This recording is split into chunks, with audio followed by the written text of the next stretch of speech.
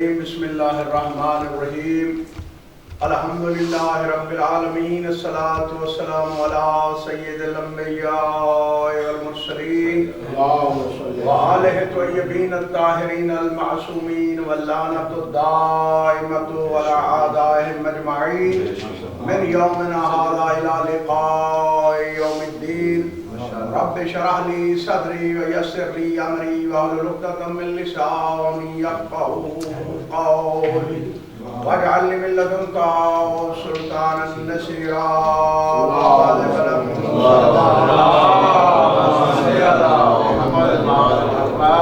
أما بعد فقد قال الله تبارك وتعالى في كتابه المجيد والفرقانه الحميد وهو أصدق القائلين وقوله الحق بسم الله الرحمن الرحيم المال والبنون زينة الحياة الدنيا وآواز بلند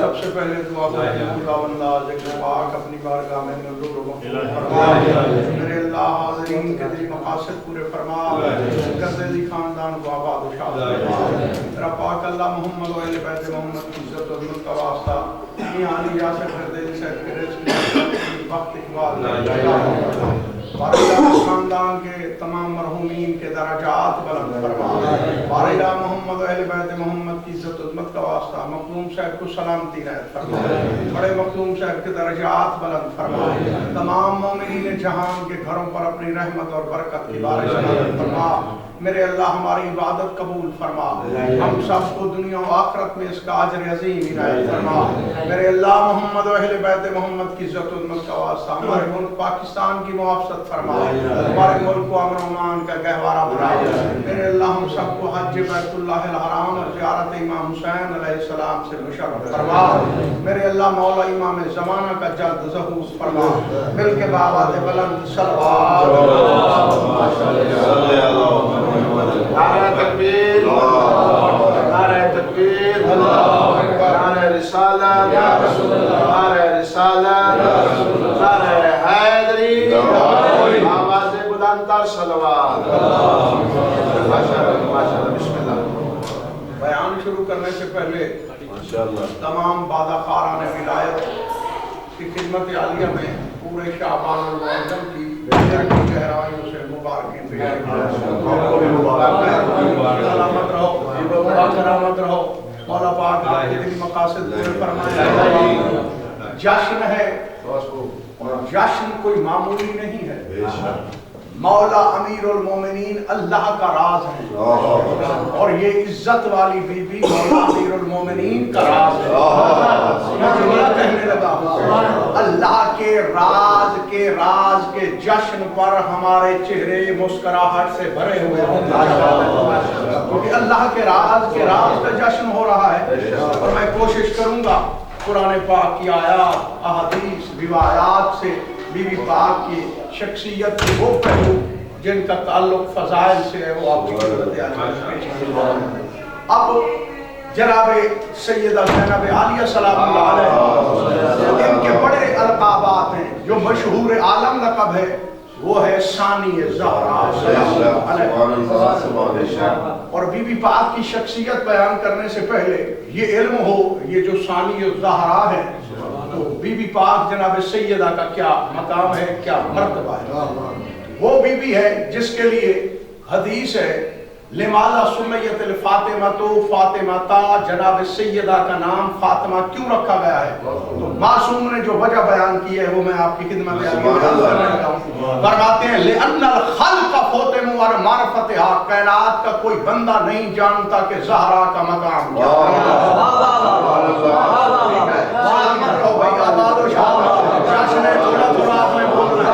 جشن ہوتا تو میری کوئی ڈیمانڈ ہی نہیں تھی میں اس لیے کہتا ہوں کہ ہم ہاتھ بلند کریں تو تائید میں ہمارے ہاتھ اور ہماری نیتیں اور ہم سارے معید لکھے جائیں اب جب جناب سیدہ کی معرفت کوئی نہیں رکھتا لأن الخلق فاطمہ اور معرفتها کائنات میں کوئی نہیں جانتا کہ جناب سیدہ کا مقام کیا ہے جب جناب سیدہ کو کوئی نہیں جانتا تو ثانی زہرا کو بھی کوئی نہیں جانتا کہ اس بی بی کا مقام کیا ہے؟ بہت عزت والی بی بی ہے، اور اس بڑی بی بی کا ایک لقب ہے بطول۔ بطول کسے کہا جاتا ہے؟ چونکہ یہ ثانی زہرا ہے نا، ہمیں پتہ چلے نا بھئی بطول کسے کہا جاتا ہے، سیدہ کسے کہا جاتا ہے، اس کے بعد پتہ چلے گا اس عزت والی بی بی کا مقام کیا ہے۔ بطول کون سی بی بی ہوتی ہے؟ ذمہ داری سے عرض کرنے لگا ہوں، بطول شریعت میں اس بی بی کو کہا جاتا ہے جو ایک لمحے کے لیے بھی غیر طاہر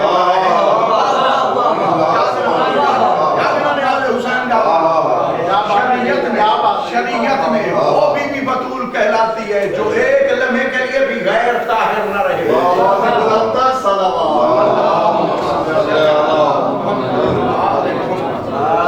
جس کی طہارت ہی طہارت ہو، جس کی زندگی عبارت ہو طہارت سے، جب سے ہے جب تک رہے طیب اور طاہر رہے، اس کو شریعت کی اصطلاح میں بطول کہا جاتا ہے۔ اس بطول بی بی کی یہ ثانی زہرا بیٹی ہے، ثانی زہرا۔ مطلب یہ ہے کہ جس طرح وہ بی بی طیب و طاہر ہے، اسی طرح زینب عالیہ طیب و طاہر ہے۔ جس طرح اس بی بی کی طہارت اتم ہے، اس بی بی کی بھی بطریق اولا طہارت مکمل بھی ہے، کامل بھی ہے، اکمل بھی ہے۔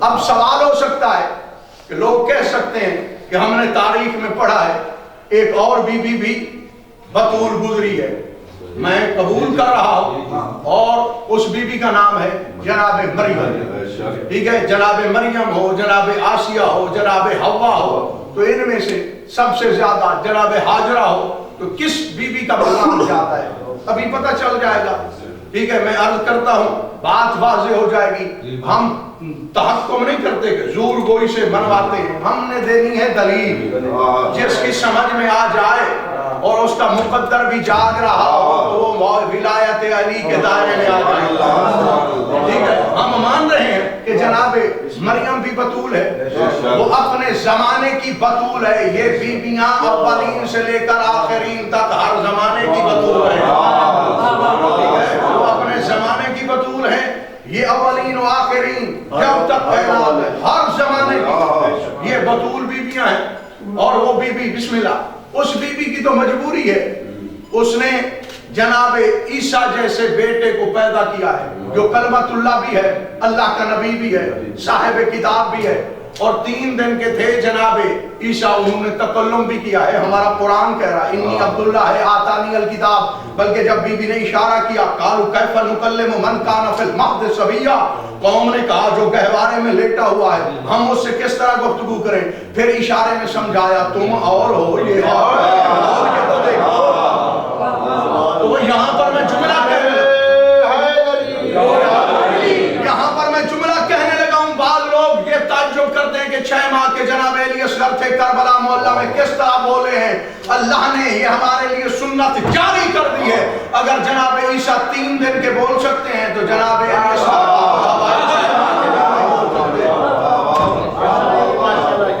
مل کے نعرہ ہے سلامت رہو، آباد و شاد رہو، چونکہ یہ عرفانی گفتگو ہے، اور اس بی بی کی یہ ذکر پاک ہے، جشن ہے، جس کا مقام بہت زیادہ بلند ہے۔ اب بی بی مریم کی مجبوری ہے بھائی، مجبوری یہ ہے کہ ان کو تو اللہ نے شوہر کرنے ہی نہیں دیا اور بیٹا بھی دے دیا، تو میں یوں جملہ کہوں جناب مریم بغیر شوہر کے بطول اور اپنے زمانے کے لوگوں کی یعنی مستورات کی بطول، اپنے زمانے میں ان کی طہارت اور ان کی مصطفائی محدود ہے، یہ ہمارے سردار جو ہیں ان کی مصطفائی عالمین تک ہے، اللہ کہتا ہے انا رب العالمین، میں رب العالمین ہوں، محمد مصطفیٰ انا ارسلناک رحمت للعالمین، یہ عالمین کے لیے رحمت ہے، اور مولا امیر المومنین عالمین کے امام ہیں،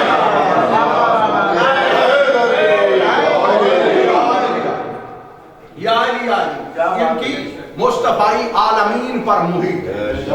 اس بی بی کی مجبوری شوہر ہی نہیں ہے تو بطول ہے، جب شوہر ہے ہی نہیں سالبہ بے انتفاع موضوع ہے، ایک موضوع ہی نہیں ہے۔ اب زید کا دشمن جاہل ہے، وہ پہلے تو زید نہیں ہے، جب زید نہیں ہے تو اس کے دشمن کا جاہل ہونا، عالم ہونا، دلیر ہونا، بزدل ہونا، مانا ندارت، کہ اس کا تو موضوع ہی سالب ہو چکا ہے، موضوع ہی نہیں ہے، شوہر نہیں ہے۔ یہ شوہر ہونے والا موضوع ہی نہیں ہے جناب مریم کی طرف. کمال یہ ہے، مادر حسنین کا کمال یہی ہے. خداوند عالم کہہ رہا ہے بینہما برزخ لا یبغیان فبأی آلاء ربکما تکذبان یخرج منہما اللؤلؤ والمرجان فبأی آلاء ربکما تکذبان. مولا امیر المومنین علی بادشاہ اور جناب سیدہ کے درمیان ایک برزخ ہے جو رسول پاک ہے. اللہ خوشی سے جھوم کے کہہ رہا ہے میرے ملائکہ یاد رکھو یہ دو دریا آپس میں ملتے ہی نہیں ہیں، کبھی حسن مجتبی آ جاتے ہیں کبھی حسین آ جاتے ہیں. تو یہ کمال ہے جناب سیدہ کا شوہر ہونے کے باوجود بطول ہے. اب میں اور تعریف کرتا ہوں. بسم اللہ. شاعر اہل بیت ہیں، آپ سے دعا لینے کے لیے میں آپ کی خدمت عالیہ میں بہت بڑا ایک اہم جملہ عرض کرنے لگا ہوں. بطول کون ہوتی ہے؟ بطول وہ ہوتی ہے جس کو زندگی میں کبھی بھی قرآن تلاوت سے نہ روکے، مصلی عبادت سے نہ روکے. کبھی بھی کبھی بھی کبھی بھی کبھی بھی ان کو نہ قرآن تلاوت سے روکتا ہے نہ ہی مصلی عبادت سے روکتا ہے. اس لیے تو پوچھا گیا حتیٰ کہ جناب عائشہ سے بھی پوچھا گیا سفیلی بنت رسول اللہ کہ ہمارے سامنے تعریف کرو، چونکہ آپ نے بہت درک کیا ہے، قریب سے دیکھا ہے جناب سیدہ کو، تو انہوں نے یہی کہا ہے میں اس بی بی کی فضیلت کس طرح بیان کروں. واضعت الحسن بعد العصر وصلت المغرب. میں نے دیکھا ہے جس کی آغوش میں جناب حسن مجتبی عصر کے بعد آئے اور مغرب کے وقت وہ بی بی مصلی عبادت ہے. اس سے بڑی فضیلت میں بیان نہیں کر سکتا. ہمارے بچے پیدا ہوتے ہیں تو پھر ہماری مستورات عرش ہے، بلکہ ہر مہینے میں بھائی ہاں کچھ ایسے ایام آتے ہیں ہمارے پردہ دار مستورات عبادت سے دور رہتے ہیں. اور بطول وہ بی ہوتی ہے جس کو قرآن کبھی تلاوت سے نہیں روکتا، مصلی کبھی عبادت سے نہیں روکتا. اس بطول کی نائبہ ہے یہ جناب جناب سیدہ علی مددت صلوات. یہ اس بی بی پاک کی شان ہے. اور کمال ایک اور جملہ آپ کی ضیافت ایمانی کے لیے. کمال دیکھو پوری تاریخ میں دیکھ لو کوئی بھی جناب سیدہ کا ثانی نہیں آیا اس بی بی کے علاوہ.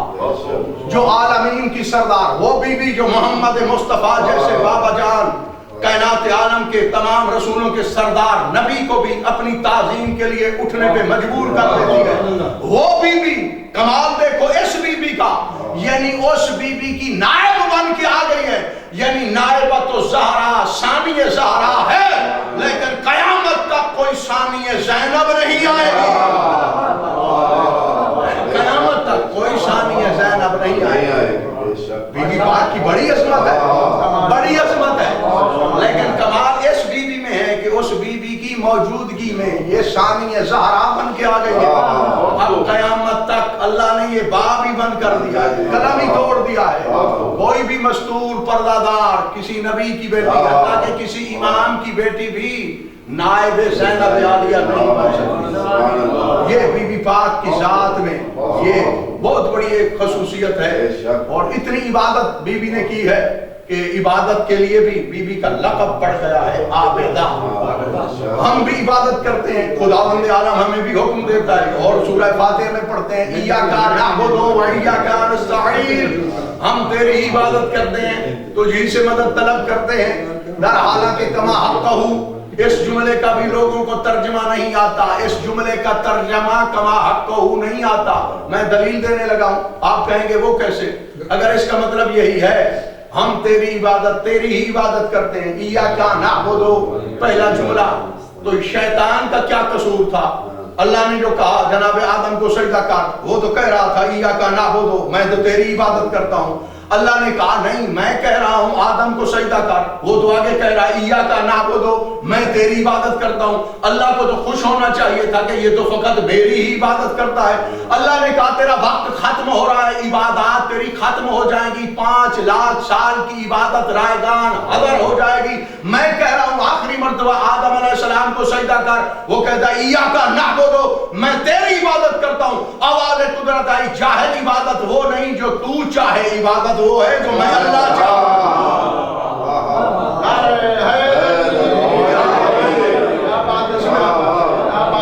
تو عبادت وہ ہے جو کہ لوگوں کو اس کا بھی پتہ نہیں ہے. اسی طرح وَإِيَّاكَ نَسْتَعِينُ بھی لوگ نہیں جانتے کہ خداوند عالم نے کیا کہا ہے. یہ وہ جانتے ہیں جو معلم قرآن ہیں یا جنہوں نے قرآن آل محمد سے پوچھا ہے, ان کو کچھ نہ کچھ علم ہے اور لوگوں کو علم نہیں ہے. خدا نے ایک اور جگہ پر بھی فرمایا یا ایھا الناس اعبدوا ربکم الذی خلقکم والذین من قبلکم لعلکم تتقون. اللہ کہہ رہا ہے اے لوگو میری عبادت کرو. کیوں عبادت کریں؟ کیونکہ میں نے تمہیں بھی خلق کیا ہے اور جو تم سے پہلے تھے ان کو بھی میں نے خلق کیا ہے. اور عبادت کا مقصد یہ ہے لعلکم تتقون, شاید کہ تم متقی بن جاؤ. جو شاید اللہ کی طرف سے ہو تو اس کا معنی یقین ہے. اگر تم عبادت کرو گے تو اللہ کہہ رہا ہے میں شورٹی اور گارنٹی دے رہا ہوں کہ تم متقی بن جاؤ گے. متقی کون ہوتا ہے؟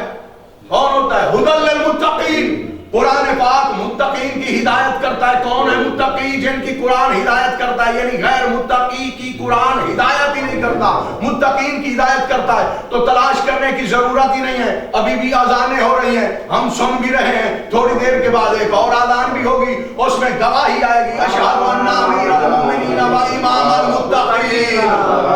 ٹھیک ہے, متقی وہ ہوتے ہیں جو مولا امیر المؤمنین کے حوادار ہوتے ہیں. اللہ یہ چاہ رہا ہے کہ میں نے اپنی عبادت تمہارے اوپر اس لیے واجب قرار دی ہے تاکہ تم علی والے بن جاؤ.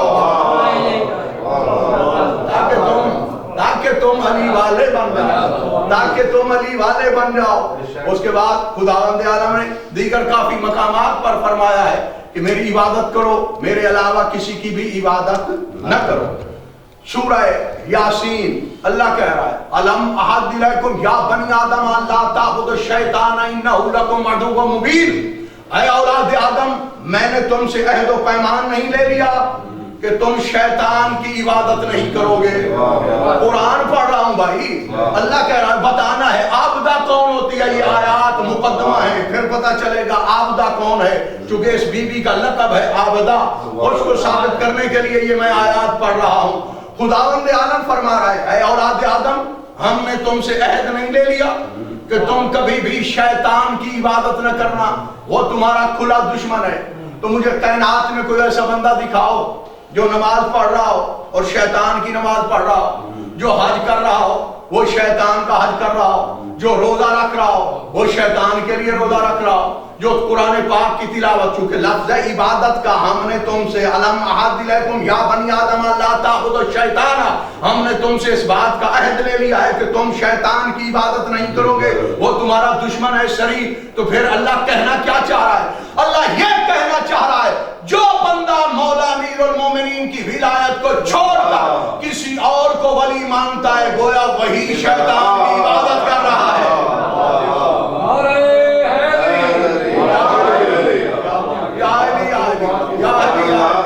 جو بندہ امیر المومنین علی بادشاہ کو ولی نہیں مانتا اور وہ اللہ کی عبادت کرتا ہے تو گویا وہ شیطان کی عبادت کر رہا ہے. کیونکہ عبادت کی جو شرط ہے وہ فاقد ہے. جب شرط فاقد ہوتی ہے تو وہ مشروط خود بخود ختم ہو جاتا ہے. خوب, اب یہ ہو گئی. اور اس کے بعد معصومین علیہ السلام کی زبانی خدا نے یہ بھی حکم دیا ہے سورہ قریش میں فَلْيَعْبُدُوا رَبَّ هَذَا الْبَيْتِ الَّذِي أَطْعَمَهُم مِّن جُوعٍ وَآمَنَهُم مِّن خَوْفٍ. اللہ کہہ رہا ہے اس اللہ کی عبادت کرو جو تمہیں بھوک میں کھانا کھلاتا ہے, رزق عطا کرتا ہے, ٹھیک ہے, اور خوف کے زمانے میں تمہیں امن عطا کرتا ہے. یعنی اس کی عبادت کرنی ہے, اس کی عبادت کرنی ہے جو تمہیں امن بھی دیتا ہے, کھانا بھی کھلاتا ہے. اللہ ترغیب دے رہا ہے کہ عبادتیں کرو, عبادتیں کرو, ہمیں کہہ رہا ہے. اور بھی زیادہ مقامات پر خداوند عالم کہہ رہا ہے. لیکن ایک ایسی ہستی بھی ہے جس کے لیے خود اللہ کہہ رہا ہے یا ایھا المزمل قم اللیل الا قلیلا نصفہ وانقص منہ قلیلا او زد علیہ ورتل القرآن ترتیلا انا سنلقی علیک قولا ثقیلا ان ناشئۃ اللیل ہی اشد وطئا واقوم قیلا. میرے حبیب تو عبادت تھوڑی کر, میرے حبیب تو عبادت تھوڑی کر. ہمیں اللہ حکم دے رہا ہے عبادت کر. اور یہ عبادت کیا ہے؟ میں معصومین علیہ السلام سے پوچھنا چاہ رہا ہوں یہ عبادت کیا ہے بھائی؟ عبادت کیا ہے؟ فرماتے ہیں العبادت جوہرۃ وکنھا الربوبیہ. یہ عبادت وہ جوہر ہے، اس کی انتہا ربوبیت پہ ہوتی ہے۔ سمجھ آ رہی ہے بات کی؟ اب بی بی پاک کو دیکھنا ہے، اس بی بی کا لقب ہے عابدہ، ٹھیک ہے، عبادت گزار۔ مولا امام سجاد بادشاہ سے پوچھا سلامت رہو، مولا امام سجاد سے پوچھا گیا مولا آپ بڑے عابد ہیں، وہ آپ سے بڑا عابد کوئی زمانے میں گزرا ہے؟ تو میرے مولا نے فرمایا گزرا کیا اب بھی موجود ہے، گزرا کیا اب بھی موجود ہے، اس زمانے میں بھی مجھ سے بڑا عابد موجود ہے۔ وہ کون ہے؟ میرے مولا امام سجاد امام زین العابدین سید الساجدین نے فرمایا قالا ہے امتی زینب القرآن، جو میری پھوپھی عالیہ ہے وہ مجھ سے بھی بڑی عابدہ ہے۔ جاگنا بھائی جاگنا، اس بی بی کے فضائل کا معراج کرانے کی کوشش کر رہا ہوں میں آپ کی خدمت عالیہ میں یہی عرض کرنے لگا ہوں، اس بی بی کا معیار معرفت کیا ہے کہ العبودیت جوہرۃ وکنہ الربوبیہ، یہ اس عبادت کی انتہا ربوبیت پہ ہوتی ہے، ٹھیک ہے ہاں۔ اور جو بندے اللہ نے اس حساب سے بنائے ہیں کہ یہ عبادت کرتے ہیں تو اللہ کہتا ہے تھوڑی عبادت کرو، اللہ جانے انہوں نے کس انداز میں رب کی عبادت کی ہے کہ عبادت کرانے والا کہتا ہے کہ تھوڑی تھوڑی عبادت کیا کرو، ٹھیک ہے۔ تو یہ اسی خانوادہ تطہیر کی ایک فرد ہیں جن کا لقب ہے لقب عابدہ۔ مولا امام سجاد نے فرمایا گزرے کیا ہیں، میرے زمانے میں موجود ہیں اور مجھ سے بڑی عابدہ ہیں اور میری پھوپھی عالیہ ہیں۔ تو لوگوں نے دلیل مانگی، اگر آپ چاہو تو میں آپ کی خدمت اور میرے مولا سے دلیل مانگی گئی تو سرکار نے فرمایا ما فاتت لہا نافلۃ اللیل علی ظہر البعیر، یہ وہ عبادت گزار ہے کربلا سے لے کر شام تک اونٹ کی پشت پہ بھی جس کی نماز تہجد ادا نہیں ہے، ٹھیک ہے نا۔ اپنے آپ کو سنبھال لیں، فضائل پڑھ رہے ہیں، فضائل پڑھنے ہیں چونکہ آج بی بی کے ظہور کا دن ہے، یہ وہ عبادت گزار ہیں، یہ وہ عبادت گزار۔ اور بات یہاں پہ ختم نہیں ہوئی، میں آپ کی خدمت عالیہ میں بڑی ایک اہم بات پیش کرنے لگا ہوں۔ مولا امام حسین علیہ السلام جو 14 کی بزم میں بھی تنہا ہے، اکیلے ہیں، اور امام حسین علیہ السلام کا معیار آپ سبھی جانتے ہیں۔ اب اور یہ بھی بات ہے 14 محمد ہے کلنا محمد کا مطلب یہ ہے کہ اگر دوسرے معصوم امام حسین بن کے اس زمانے میں آتے تو وہ حسین ثابت ہوتے، امام حسین اگر زمانہ رسالت میں آتے تو وہ محمد مصطفیٰ ہوتے۔ اور ابھی میں ثابت کروں گا اس بی بی کے لیے یہ اپنے زمانے میں محمد مصطفیٰ بھی ہے، علی ابن ابی طالب۔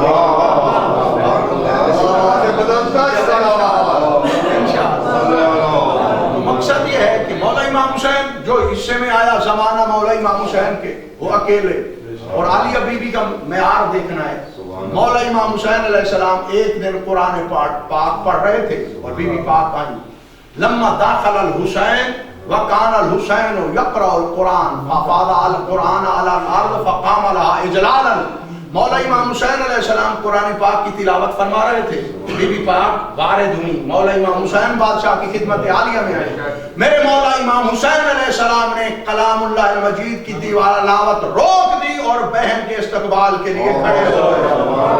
سمجھ آ رہی ہے بات؟ یہ وہ عزت والی بی بی ہے، یہ مقام ہے اس بی بی معظمہ کا، اور امام حسین فرما رہے ہیں یہ مستحب ہے اور بلکہ ضروری ہے نماز تہجد پڑھنے والے کے لیے کہ وہ اپنی آخری قنوت میں جو نماز وتر ہے اس کے قنوت میں 40 مومنین کے لیے دعا مانگے، چاہے وہ زندہ ہوں یا فوت ہو گئے، یہ ضروری ہے، ٹھیک ہے۔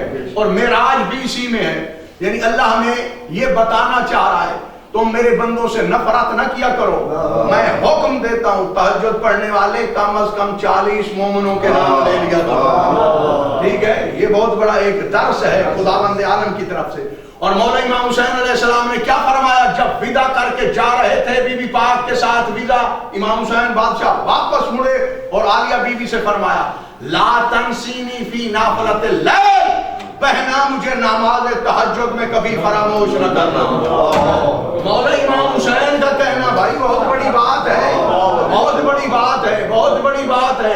اور آل محمد وہ ہیں جن کا ذکر اللہ کرتا ہے، جن کا ذاکر اللہ ہے، وہ مذکور اپنی دعائے خیر میں ذکر کرنا، یاد کرنا بہت بڑا مقام ہے۔ یہ بی بی پاک کے مقام پر منہ بولتا ثبوت ہے، بین دلیل ہے۔ امام حسین بادشاہ فرما رہے ہیں اور عالیہ بہن سے فرمایا، اور یہ بات مولا امام سجاد علیہ السلام سے بھی نہیں کہی بلکہ بی بی پاک سے فرمائی ہے۔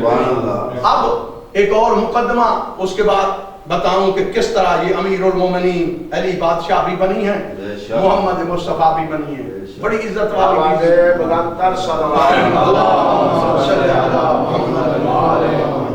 صلوات کا پڑھنا بہت بڑی اور عظیم عبادت ہے، مل کے آباد و شاد رہو، سلامت رہو، با کرامت رہو۔ یہ وہ بی بی ہے کہ جس نے دنیا کو بتایا ہے، اور یہ بھی بتاؤں گا کہ بیعت کا نام لوگوں نے پھر لینا کیوں بند کر دیا تھا۔ پہلے تو یہی تھا نا بھائی بیعت کریں مولا امام حسین۔ مولا امام حسین نے فرمایا مجھ جیسا اس جیسے کی بیعت نہیں کر سکتا، میں حسین ابن علی ہوں، میں بیعت نہیں کروں گا۔ اور بی بی پاک نے جو کام کیا ہے اور وہ آپ سماعت فرمائیں گے تو آپ کے اذہان عالیہ مزید بلند ہو جائیں گے بی بی پاک کی عظمت سننے کے لیے۔ اب یہ قانون ہے، فتح مکہ کے وقت میرے مولا امیر المومنین علی بادشاہ بیٹھنا چاہ رہے تھے، رسول پاک سوار ہونا چاہ رہے تھے بت گرانے کے لیے۔ پہلے تو سوال یہ ہے کہ جو محمد مصطفیٰ زمین پہ کھڑے ہو کے انگشت کا اشارہ کریں چاند دو ٹکڑوں میں، ٹھیک ہے، اس کو ضرورت کیا ہے سوار ہونے کی، سوار کرنے کی؟ اور مولا امیر المومنین ان میں یہ طاقت ہے، یہ طاقت ہے امیر المومنین کے انگشت کے اشارے میں۔ 8 کروڑ 96 لاکھ میل کی دوری پہ ہے سورج، 8 کروڑ 96 لاکھ میل کی دوری پہ سورج ہے۔ سرکار نے زمین پہ بیٹھے ہوئے انگشت کا اشارہ کیا ہے، سورج پلٹ آیا۔ مولا کائنات کی اتنی طاقت، رسول پاک کی یہ طاقت، اور کیوں بیٹھ رہے ہیں، سوار کر رہے ہیں؟ اس کی وجہ اشارے سے کیوں نہیں گرایا سورج، کیوں نہیں گرائے بت جو سورج پلٹا دیتے ہیں، جو چاند کو 2 نیم کر لیتے ہیں، انہیں انگشت کے اشارے کر کے یہ بت کیوں نہیں گرائے؟ جاگنا نیاز حسین۔ تو محمد مصطفیٰ سے اللہ یہ چاہتا ہے، میرا حکم یہی ہے، تو نے سوار نہیں ہونا، علی کو سوار کر کے دکھا علی کا مقام کیا ہے۔ فقط یہ دوش رسالت نہیں ہے بھائی، اتنے تک تو ہر کوئی مانتا ہے۔ ادھر لا الہ الا اللہ لکھا ہوا تھا اور ادھر محمد رسول اللہ لکھا ہوا تھا، اور درمیان میں علی ولی اللہ کھڑے ہو کے سبحان اللہ